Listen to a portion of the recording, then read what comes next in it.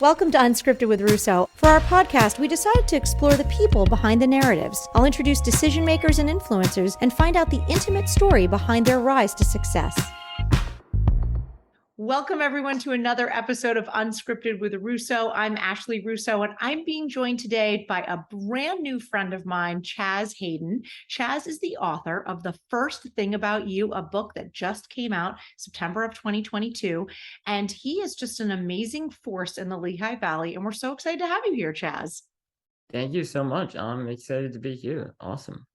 Well, we were introduced by Discover Lehigh Valley, who heard a little bit about your story and found it really inspiring and wanted to share it with us and our audience. So I'm excited to get to know you a little bit better. I want to tell people about you. So for those of you who are listening and you can't see that Chaz is sitting in a wheelchair. And so he has a condition called Spinal Muscular Atrophy, which is a form of muscular dystrophy. And Chaz, I understand you were diagnosed with this at 3 months old. Tell me a little bit about what your mom told you about that time in your life and what she learned. Oh man, I think the story is, one day she put me down for a nap and I was just a normal baby, and I woke up from the nap and she picked me up and I was all floppy like a rag doll. And she kind of rushed me over to the doctor, the hospital, and had a bunch of testing. And I was, at that time, 20 years ago, SMA was still pretty new. Like they were kind of still discovering it, even though patients had been diagnosed. So they had to take a muscle biopsy, a whole bunch of different nerve testing. And the original doctor was like, hey, your son has SMA. Love him. He probably won't live to reach a year old. And, at that time, that's a bit of a shock to her. But my mom and her personality, you know, right off the bat was kind of like, screw you.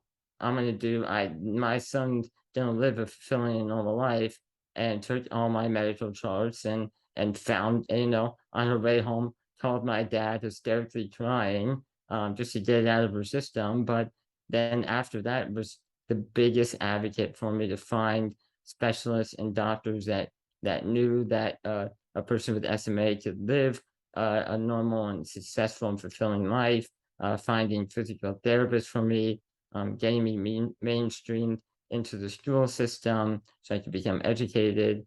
Everything I've learned about advocating is from my mom and both my parents. So that's a little bit of how I grew up, and they never treated me any different. Like I have a brother who's 4 years older than me, and he's able-bodied, but if he got in trouble and was punished, and I did something, I got in trouble and was punished the same way. So never treated any differently. And I think because of that, it's just, how successful I am today. It's such a testament. I mean, your parents would just be incredible. I mean, I love that concept. I can't imagine what it was like having two children of my own and picking up your baby and knowing something's really wrong, but then really just sort of saying, no, we're going to find another solution and raising you that way. You talk about your brother and having a brother 4 years older.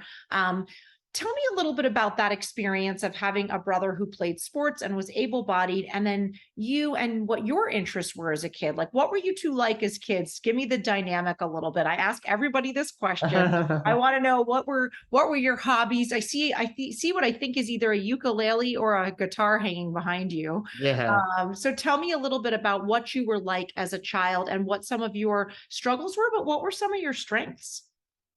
I used to tell everyone I met that sports was my middle name. Like that was legit how I would introduce myself. And yeah, my brother played sports. He played pretty much everything. My dad coached him, and then I like to say I was there on the sideline telling them what they did wrong. So I always thought like physically if I can't physically be in the game and participate, I was going to do it mentally. I was going to keep stats. I was going to strategize. I was going to learn the game. So, especially football was so big in my family. Yeah, and just trying to be involved as much as I could. Most of my friends as a kid were jocks, the football players, whatever. And then also besides that, like music, I love being creative. When I was younger, I used to sing and act in shows, either at summer camp or different or during the school year. Anything to be creative at a very young age, I realized was sort of my passion. It was just trying to figure out along the ways what that was going to be, and ultimately it ended up being writing. It's really amazing. I love the idea that if you couldn't physically participate in the sport, there are so many other ways to participate in the sport. And you hear that a lot. Like you'll hear somebody who goes into coaching or managing or something where they love the data. Like I have to say, I found Yeah. people lately who have really, they're creative, but they love the data side of something like social media or websites or things like that. Hmm. They didn't even know that was an option. You sound like someone who never considered the alternative. Did you ever consider the alternative of I'm just gonna I'm gonna wallow in the fact that I'm different, or did you always kind of embrace life? And who do you credit that with? I don't think I was ever given the opportunity to do that. I think if I probably spent 1 minute, my mom would have had both of my parents would have had no patience for that. And my brother too would not have any patience for that, considering his friends were around in the house and he was out going and being active. So I think it's just, yeah, it's a testament to how I was raised and the people that I surrounded myself with. You know, some of my friends, we would joke around during the year. They'd be like, "Hey, you going out for the track team this year?" I'm like, "Yeah." They're like, "I'm not." It was just kidding around like that, and I think having a good sense of humor, kind of laughing at different situations was able to kind of push me forward, even in really dark and tough times. Like I'm not gonna say I didn't have tough times. Obviously, there were moments where I was very sick and had different surgeries and in and out of the hospital. But during those situations, being able to find humor, being able to laugh, being supported by my family, and then them saying, "You know what? When you come out the other side, here are the things we're gonna do, and it's not gonna stop me." And I've kind of always lived my life like that. To be honest, I went to the University of Arizona, and their motto is "Bear Down." And when I went there, it just kind of like resonated with me so strongly that I have it now tattooed on me. Like just the action of like bear down, like be tough, like get it done. I just think that attitude is just so important. I love that phrase, and I kind of say, so people will say, well, what's your plan, like knowing I'm facing something challenging, and I always say sometimes the only way over is through. That's sort of my model. Like you just have to Yeah. get through, right? Like one foot in front of the other, one mental idea, hope of things. I love that your parents were putting like, hey, when we get through this, we're going to do that. And Yeah. like there's a lot of power in that. You mentioned University of Arizona. I want to mention something I read about you, which is that you started college at the age of 15. Is that true? That is true, How did yes. you do that? Doogie Howser over here. Oh my gosh. No one's told me that in so long. Wow. Um, so when I was approaching high school, um, you know, considering my brother had just gone through 4 years of it, and my parents and I kind of knew that the district we were living in at that time, unfortunately, just even going through middle school, we knew that they weren't going to be able to, offer me the technology I needed to be an independent student with a disability. And besides that, not be able to challenge me intellectually.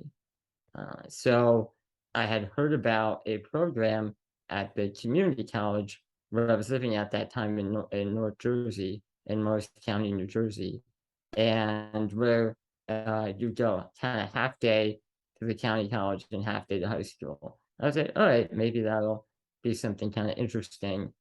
So we went over there. It was like the end of August. I think classes were about to start in like less than 10 days.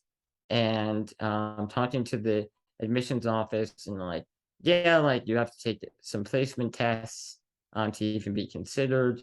To like, but since registration is starting, you kind of have to do that immediately. So I think I had like 2 days to kind of study. And I mean, at that time, I was 15. Like they were like, yeah, there's gonna be like kind of like algebra, calculus on there, some writing, like maybe some statistics. So they gave us a basic study guide, and I remember spending like a Saturday and Sunday with my mom just and I sitting at the kitchen table just kind of going over it. But the thing that was wild is when I went to the testing center to schedule the placement test, they were like, "What computer software do you need? Do you need someone in the room to help you write down your answers and do the math and write down the math equations for you? Like, what other technology do you need?" And we are kind of looking around like, "Are we being punked right now?" Like, it was just these questions that were never asked before, like in an educational setting to us. And like at that moment, I was like, you know what? Besides me wanting to do this program, like I have to do well. Like they're going to be supportive. I want to be a part of this. So I ended up doing so well on the test. I remember like it just kept going and going and going. And then at the end, they were like, you have to talk to the director of admissions. And so I made an appointment with her that afternoon, and she asked me like, "How much do you want to go to high school?" I'm like, "Well, I don't know. I mean, it doesn't seem like it'd be a good fit for me." And then she told me about another program called the New Jersey 30 College Credit State Endorsed High School Diploma. It's not a GED, and what happens is you matriculate as a full-time college student, and there's a curriculum that the education department of New Jersey provides where you have to take a certain amount of credits in the core classes of math, science, history, and English. You have to maintain above a 3.0 GPA. So like pretty much above like an 8 would be in each class. And then also like kind of write an essay about why you want to be a part of that. And yeah, that's how it started. What a cool opportunity and what a way to like press fast forward on your life. I Well, Chaz, know. we're going to take a quick break because I want to hear all about transferring to the University of Arizona, early Mhm. career, and then of course we want to get to talking about your book. So we're going to ask everybody stay tuned. You're listening to Unscripted with Russo. We'll be right back with Chaz Hayden after this. Home to the Iron Pigs in Dorney Park, Allentown is a city without limits. Food, art, dance, you name it, it's got it. Allentown's historic roots are matched with its vibrant culture to create an adventure that you'll never forget. Thinking of taking a trip? Follow Lehigh Valley, PA on Instagram, and you'll find attractions, hotels, and sites you won't want to miss. Welcome back to Unscripted with Russo. I'm being joined by author Chaz Hayden. Chaz has just written a book called The First Thing About You. And we just talked about him growing up, being a sports aficionado through his dad and brother. He was the statistician, he was the critic, he was the mentor for them, and then graduating high school through this really cool program in New Jersey at only 15. And then, Chaz, you were able to transfer to the University of Arizona. So tell me about what that was like and that transition of leaving home, accommodations that maybe you needed, what you brought to the table there, and what you studied. Yeah. So when I started at the high school program at the community college, I was like, "This is a 2-year college. I'm gonna do the high school diploma in 2 years and get an associate's degree," which is kind of a hefty like challenge if you think about it. So I was like, "You know what? I'm already taking the prerequisites that I need for the high school diploma, which would also connect to the associate's degree." So at that time, I was, really interested in potentially working in sports, doing something like that. So I kind of declared as a business major, and I took a whole bunch of classes over the winter, over the summer, and after 4 semesters, or pretty much 2 years, I had my high school diploma in February of 2013, so that by May of that year, I could graduate and transfer with my associate's degree. And at that time, I was almost 17, and I had like 70 college credits or something enormous like that. But at the age of 17, I was technically a junior in college. That's So like so incredible and daunting at the same time, because while there's the academic piece, there's also a whole nother piece that goes on from, say, 17, 18, 19, yeah, 20 years old that you hadn't experienced yet. But here yes, you are. I'm curious what the path was like between you and your brother, right? Because if you're 17, was he in college, or was he 4 years ahead of you? yeah. So he was technically 4 years ahead of me. So like when I was starting my freshman year at the community college, he was in his sophomore year at his college. So technically only a year above me in grade, but 4 years older than me. So it was really interesting, even just amongst my classmates. Like I was kind of hinted by the administration to like not tell anyone my age, like even the professors, which was kind of interesting. Obviously, they found out. Some of my closest friends there found out, but yeah, there is a bit of like, I was mature, not, obviously everyone likes to think they're mature, but there was like a certain standard that I think I was like expected to like live up to in the eyes of like, the president of the community college at that time and the admissions. And that's not to say there weren't other students there who were doing the same thing. But it was tough. Like I still left some of my other friends who were my age behind, and it was hard for them to understand what I was doing and to relate to that and for us to still connect. So kind of to your point, like around that time it was getting really difficult to connect to people. But at the same time, I was really driven to like, you know what, this is my form of independence. This is how I'm going to get an education. If that's a repercussion of that, then so be it. Was kind of my attitude about it. It's a very mature attitude, though, because it is hard, I think, for teens to leave the here and now for what can be and work towards Mhm. that. How'd you decide to go to Arizona? I mean, that's, coming from New Jersey. I'm also from New Jersey, actually. I'm from Somerset County, so we're from neighboring Oh. counties. And there are a lot of colleges within a drive of this, area. Mhm. But you were going to get on a plane and go maybe almost all the way across the country. So how did you decide that? And I want to know what your family's reaction to it was. Well, there is a rule in my family that you cannot go to a college that is at least it has to be at least a 5 to 6 hour drive. And that's a rule from my mom's side of the family when she went off to college. So she kind of put that on my brother when he was deciding, and then kind of, even though I have a disability, still put that on me too. And I thought that was actually really interesting. It's not like, hey, you have disability, you have to stay in the state. It was like, no, go out and experience other cultures and other lifestyles and other parts of the country. And I really loved that. So, I was planning on studying finance no matter where I went.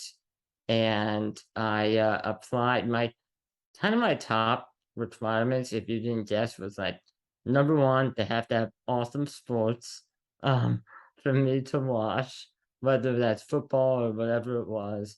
And then number two was like a legit business program or some sort of honors program that I could be a part of. And I was really fortunate enough. um, Arizona, I went out there mostly. My dad's mom lived out in Arizona at that time.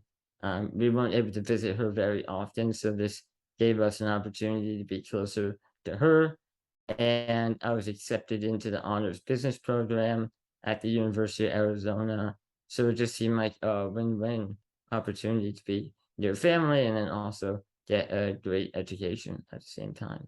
That's so cool. Must have been a great experience. And I know my son is at TCU in Fort Worth. So he's a plane Mm, ride away at a school with a great sports program for all those yeah. same reasons, and hopefully getting a good education and being the fun. What was that like for you? What was it?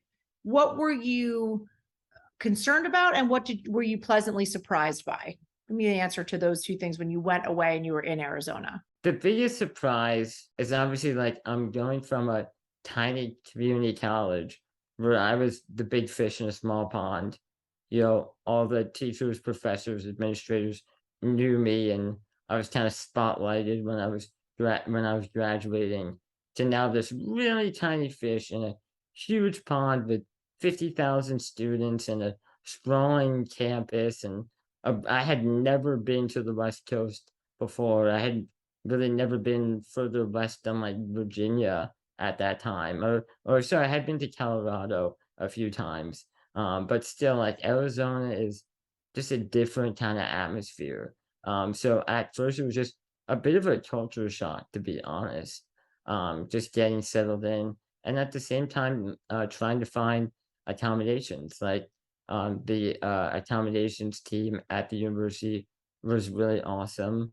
I was able to sit down with them before classes started just to kind of talk about what I would need when I take the test, what type of technology I would need, that there would probably be like someone accompanying me to class, whether that's like an aide or a nurse or another student that would take notes for me. So that was, pretty cool. And I'm just fortunate enough that I know other students sometimes don't have that good of a positive experience with their universities. And yeah.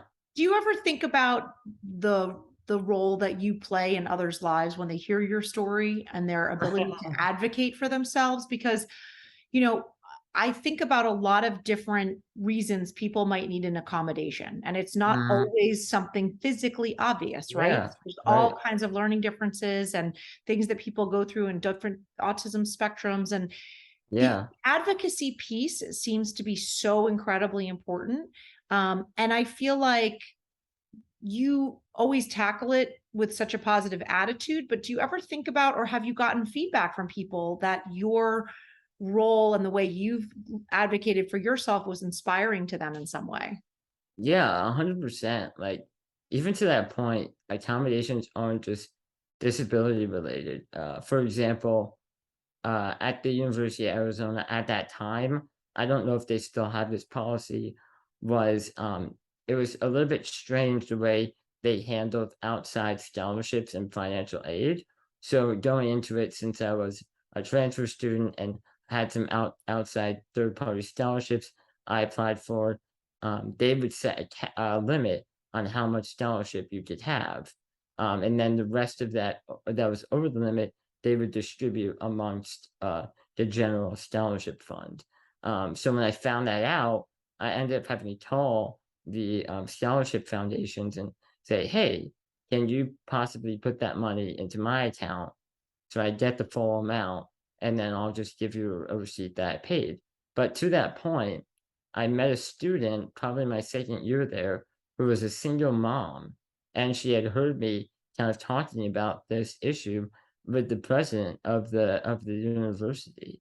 And she came up to me and was like, "Hey, I'm a single mom. I have to pay for daycare and just, taking care of my child. Like, I'm going through the same issue." And I was like, "Hey, here's a way around that policy, and here's what you can do." So I think it's really important to advocate not just for my disability or any disability, but just experiences in general, just sharing what I've been through and some of the, I think having a disability has taught me and my family how to be creative a little bit and overcoming certain barriers. And I just want to share that knowledge with as many people as possible. I love that. Well, that's a great segue into your writing, because I know you did graduate with a finance degree and you ended up Hmm. coming back to New Jersey and getting that first job. Hmm. And I want to get to your writing, but I want to ask you a little bit about the early years of your career. And again, what were you excited about, and what did you face as challenges in the working world? So tell us about that first job that you got. Like any student at that time, around 2015, that I just graduated, I didn't have a job. As smart as I was, as accomplished as I was, I just couldn't find one. So, and that was normal, but it was hard for me to accept that, given how successful I had been. It was sort of like the first wall I'd hit that I couldn't find a way out. It was like everyone else is going through this. It's not just me. It doesn't matter what my transcript says. I can't just write an essay and tell people how amazing I am. That's not how it is when you're trying to get a job. So first you need an interview. I'm chuckling because the theme in our household right now is we're transitioning kids into college, and my son is second year. We're now talking about the things you need to be thinking about and doing for the rest of college that translate to real life stuff. Like some of this is suspended reality, and we're like trying to lay the groundwork. So I'm hearing you and I'm like, yep, tuck that away. Make sure you repeat that one. So that's good advice. So I was without a job for the first year out of college. I had moved back to New Jersey. We still had a house. When I was in Arizona, my mom had been living out there with me just in case I needed help, and my dad had been back and forth. So it was a surprise to my dad, and my mom and I were like, "We don't love Arizona. Can we move back to New Jersey? Like, we have movers coming tomorrow to pack up the apartment." So when I moved back, I just thought, with my finance degree, being near Manhattan City would probably give me more opportunities to jobs. And but I just, as much as I applied, I remember submitting probably 8 to 10 applications a day over 10 to 12 months. And during that time, I was reading a lot, just trying to spend time doing something productive. And I started to get really interested in writing. Like, writing had been something I enjoyed, but it always seemed academic, very structured. Where this was a time I was reading fiction, and I was sort of like, hey, maybe I have experiences that I'd like to share, not in a autobiography or a memoir, but something that seems like it would relate to more people. I could fictionalize it. And I just started writing short stories, poems, whatever. Around the summer of 2016, a professor I had at my community college, who I still stayed in touch with, had a connection. His daughter was working as president of a company in the city, and their internship program was only friends and family, interesting enough. So she kind of got me an in, and since I had already graduated, that summer internship kind of extended from June to like the end of December. And, I kind of like, I was commuting, my mom and I were commuting into Manhattan, like 2 hours each way. It was really tough. And my mom is not a fan of the city. I am not a fan either, but I was like, this is my opportunity to prove something. And it was in a 30-story building, and it's something that my professor said to me was like, "Hey, make sure you're known by everybody in that building, not just by your team members." And I had made business cards, funny enough, that just said my name on it, like in big bold letters. It said Chaz, and my phone number and my email, and I handed it out to every person I met in the elevator, in the cafeteria, like whatever. I was like, this is my chance. That is so amazing. And it is a testament. That's, one of the things we hope that our listeners and viewers take away from this podcast and these interviews is what helped people make it. And that tenacity and that ability to connect with everyone, have that calling card. That's what they used to be called way back, even before my time. That just says who you are and what you do. And it's so funny. I literally just ordered some different cards the other day because I was like, wait a second, I keep running into people in the airport and having these conversations, and I'm kind of sick of the like, oh, just connect on LinkedIn. Like it's better to have that personal interaction. So I love that was the advice you were given, but more importantly that you followed it. And so you're doing this internship, and you're also writing in your free time. How much time was writing taking up, and at like what point did you decide, I think I've got a book here? The first book I ever wrote around that time, is not the one that's being published now. And I think it was just I was young. I didn't really know what I was doing. I had never written a novel before. So I was just kind of doing it for fun. And I was going to writing groups and critique groups and getting feedback. And sort of over those few years of transitioning from an internship, moving to a different company back in New Jersey and getting a full-time job, writing was still kind of at the forefront of my mind, something I felt like my passion and my skill was growing in. So I just, kept writing anything I could. And it was probably around the beginning of 2019. I had put my first novel I wrote on pause. I kind of knew like, hey, maybe this isn't it. This isn't the first thing that's going to get published for me. And I kind of had this idea of like, why didn't I write about living with a disability, but not as myself, because I hate writing about myself and I don't think I'm very good at it either. And I also, I'm not that much of a narcissist to write about myself.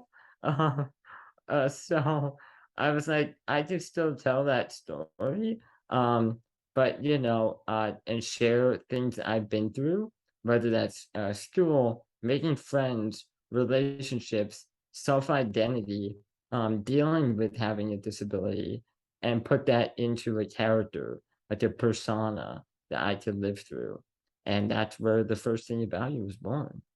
That's so amazing. All right. Well, we're going to take a quick break. When we come back, we're going to talk all about the book, and we're also going to talk about the Lehigh Valley and what brought you to this region and what you love about it. So everybody stay tuned. You're listening to Unscripted with Russo. We'll be right back with Chaz Hayden.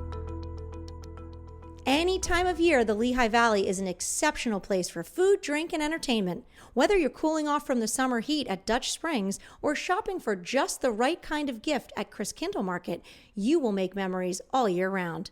For more information on what the Lehigh Valley has to offer, check out Discover Lehigh Valley's website at discoverlehighvalley.com. Welcome back, everyone. You're listening to Unscripted with Russo. I'm Ashley Russo. We've been having an amazing conversation with author Chaz Hayden. His first book, The First Thing About You, not really his first book, but it's his first book that he's sharing with the public, came out in September. It is an amazing story about a character, but based loosely on himself and his struggles with his disability, as well as his successes and his triumphs, which Chaz has been so awesome to share here with us today. So Chaz, I want to give you a chance to tell our audience a little bit about this book, what you went through to get it written and what you hope people take away from it, besides actually buying it and reading it. So that's important. Go out and buy the book. Yeah. Yeah, when I started writing it, I wanted to share, like I said, I wanted to just share my experiences, triumphs, misfalls, mishaps, but I wanted to make sure that what I was doing felt authentic and real. And that not just a teenager with a disability could relate to, but any teenager could relate to the anxieties that this character Harris, his name is Harris, that he has. And I remember like just starting it, it was maybe like February, March 2019.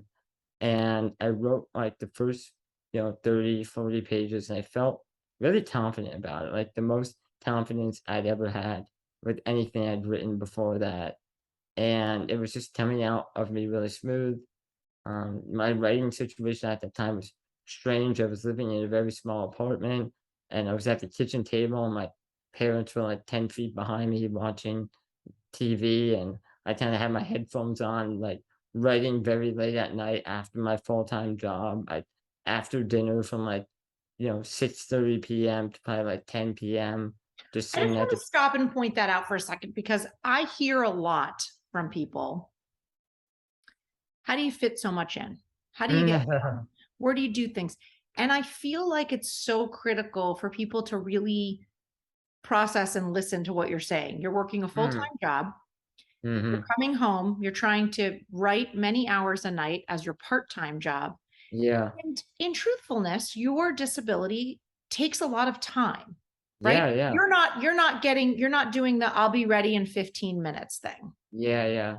So I just want people to realize, like, if you can do that and you can find a way to do it, how critical is prioritization and time management to success?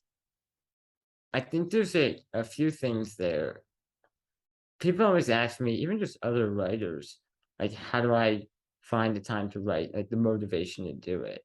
And I think the action of writing, the action itself of writing is really daunting. Like just sitting and staring at a blank piece of paper is scary. Like that's really terrifying. Even if you've already started writing something. So a mindset I had was every day I'm going to sit down at the computer and I'm going to write for 2 hours. Or I'm going to sit there for 2 hours. And whether I write 1,000 words or I write 0 words, at least I sat there and I tried for 2 hours. And I can't be mad at myself if I didn't accomplish something because I tried and I gave myself the time. And that's what you have to do. You just have to give yourself the time to do it. And I think it's something you said where people say, where do you find the motivation? And sometimes the action, like you said, is what draws the motivation. I think often people wait around to feel something and then have the action follow. One of my favorite books is a book called Atomic Habits. And if you haven't read it, it's a great one. No, I haven't read that. Yeah. Atomic Habits. The reason I love it is it's that concept. It's the concept that if you take an action, motivation will follow, not the other way around. And Right. clearly that's exactly what worked for you. So pretty Yeah. astounding, pretty But astounding. yeah, I mean, like, even besides that, but I think that's the point. It's like the motivation. It's like, as I was writing the first thing about you, I'm like, this is what I want to do. But besides that, when I'm writing, when I'm working on my novels, I feel the most like myself. It's the one thing I do where I'm doing it, and I feel like 100% this is what I'm supposed to be doing. This is my purpose. And I know because of that, I'm like, I'm gonna do whatever it takes. Like, even like you said, I'm like my disability, it forces me to do things twice as long as someone else. So I found technology that makes that easier. Like I can't type with my hands. So I use an eye tracker that follows my eyes and I type with my eyes. So like getting used to using that and becoming proficient at that. And then just That's also like super amazing. That feels like kind of a technological superpower. I think it is my superpower, honestly. Like my friends and everyone watches me and they're like, how are you doing that? Like they're like, I would like pass out trying to do that. Um, but yeah, I think for me it's just another tool that I found that will give me the freedom to do the thing that I want to do. And I think that's just, it's just part of it. It's like I don't know, I try not to make up excuses for it. I get excited about writing, I get excited about the stories I want to share. So just finding the time, not finding time, but making the time is how I should phrase it to do that. And the tools and resources I need to do that. Awesome. Super inspiring. I think that key word is finding the time is not the key. It's making the time. And that's Yeah, yeah. just amazing. Well, I want to shift gears a little bit, Chaz, because we've got a whole audience here in this Lehigh Valley region from sort of, Western New Jersey out to Eastern PA and around, and talk a little bit about what you have found in this area and, what you have experienced in the Lehigh Valley. I have family that lives out in Allentown, so we're very familiar. Right now, I live in Easton, and so I'm very familiar with the Easton area. Just growing up, I was probably only 40 minutes away from here. We would take field trips to the Crayola factory. Even like as an adult, as a teenager, we would come to the Crayola factory for the day. It's just a fun place to be. Yeah, I know, And because having grown up not too far from where you grew up, there was always like the big, end of year trip to like Dorney Park or something like that, or Crayola Factory. And Yeah. it's pretty amazing. What brought you to Easton, that you have family out here, and how long have you been in the Lehigh Valley? I've been here a year now, and the thing I love about the Lehigh Valley is like its history of like hard work, kind of blue collar with the factories. I just think that's like so woven into the fabric of like the culture and the society here. And that's kind of how I live my life as well, and just creativity. When you're in downtown Easton, you feel the vibe of art and the trailer factory and the different museums around. So it's a fun place to be in, and it's inspiring in a sense. I do love that as well. I feel like I've been here now for almost 18 years, and it's just amazing to watch how the area has grown. But there's such a commitment to arts and music and culture and diversity and acceptance. Yeah, It's sort of amazing, because we are three cities with lots of small towns, but this concept of regionalization, where we're the Lehigh Valley, there is sort of a vibe here. It's kind of cool to hear that from someone who's only been here a year. Um, yeah. It's what like kinds of things do you like to do? Like, what have you gotten entrenched with, or what have you tried out, or what are you looking forward to that you haven't gotten to do yet? the most awesome thing I've done is we went to the steel stacks, and it wasn't open, but we went up top. You can take the elevator up and kind of walk around that bridge up there and kind of look at all the different mechanisms, and I would love to see a concert. They have a stage set up right underneath the factory. I think that would be super fun.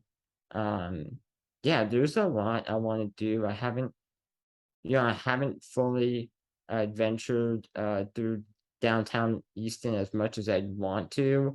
I'd love to kind of get to the top of Lafayette College. It's a really beautiful campus. Just kind of go through that, and yeah, the farmers market that they have in Easton. I think it's the oldest outdoor farmers market in the country or something like that. So I've been to that a few times. Yeah, I just like that. There's kind of just different and interesting things that happen. It's definitely never boring around here. There's always something going on, whether music fest a few months ago or whatever it is. There's something to do. Yeah, there is always something to do here. What about a restaurant? Like, you're in Easton is pretty great. Are there been any places that you've gone to eat that you say like, I have to go back there, or you go regularly, or you order from? All right, I'm gonna admit something, and this might get me in trouble. I'm not a big pizza fan, Okay. but Mario's at the Silk Mill in Easton. I don't know if you've ever been to Mario's. I've been to the Silk Mill, but I haven't been to Mario. So now you've given me a reason to go over there. So Mario's makes like that wood oven pizza. Oh my God, delish.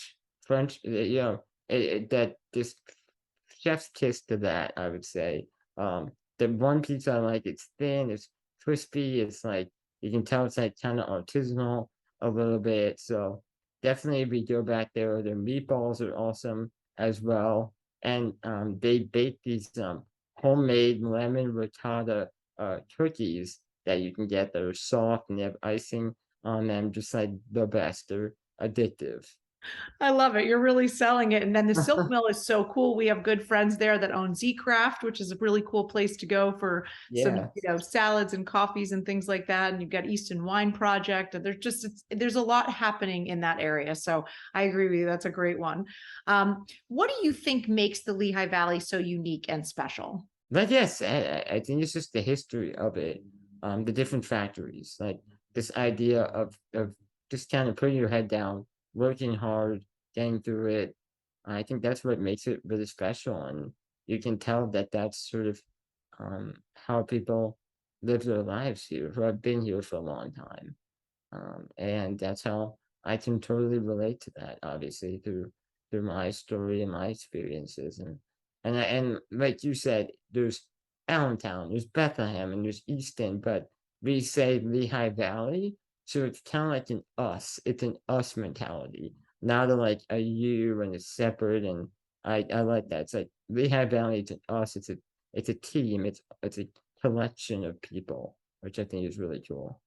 I love that. And I've had a lot of guests, and that's the first time it's ever been said like that. And I'm probably going to steal it. So thank you. Go ahead. Yeah. That is so awesome, Chaz. I really appreciate it. Well, before I let you go, we do a little thing at the end called rapid fire questions. Can I confirm for the audience that you have not heard these questions in advance? No, I have not heard them. All right, I'm don't a little panic. bit Are you ready? nervous. I'm nervous. All right, first thing that pops into your head. Ready? What is your favorite hobby or a secret talent that you have? Making music. Awesome. What is the best advice you've ever received? Be different. What actor would you cast to play you in a movie about your life? Oh my God, that's such a good question. I don't know if there is an actor out. I just watched on Netflix 13 the musical, and there is an actor in there. Is John. He's young, he's in a wheelchair. He was really funny. So yeah, maybe him. Go with him. Okay. Yeah. It sounds like an up and comer. So maybe if your book becomes a movie, you'll have some casting. You'll have some Harris, say over the casting. If you didn't have the job you have now, what would you be doing instead? Architect. I think that'd be really fun. Architecture. I love buildings. I love anything creative. Like I said, that's going back to design. So definitely be an architect, I think. Well, based on how much you've packed into this much life already, I'm sure there's plenty of time for you to become an I still have time. Yeah. All right. Name one person who inspires you. My mom. 100%. Your mom inspires me. I don't even know her, but I want to know her. And I feel like she's just amazing. So yeah, you're awesome. Chaz Hayden, thank you so much for joining us here on Unscripted. We want everybody to go out and get The First Thing About You, an amazing new book by an amazing new author. We are so grateful to have you on our show, but also grateful to have you as a part of the Lehigh Valley community. And we're going to talk because I think some of the things you mentioned, we can help make happen for you. Thank you so much. And thanks for inviting me. This was so much fun. All right. Until next time, everyone.